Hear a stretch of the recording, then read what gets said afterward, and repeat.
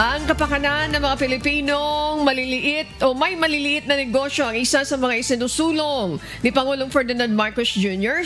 sa leaders meeting sa Gyeongso, South Korea. Binigyan din ito ng Pangulo sa kanyang pakikipagpulong sa Filipino community sa Busan, South Korea kagabi.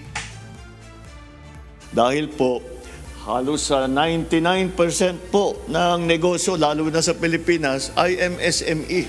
Kaya't kailangan po nating alagaan ang mga nagpapatayo ng maliliit na negosyo.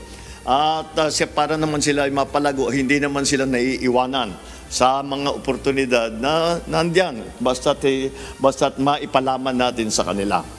We will include digital trade opportunities, food and energy security, create sustainable jobs for our workers both at home and abroad. Sasamantalahin din ng Pangulo ang Economic Forum upang talakayin ang mga issues sa climate change at makikipag-ugnayan sa ibang bansa para sa solusyon dito.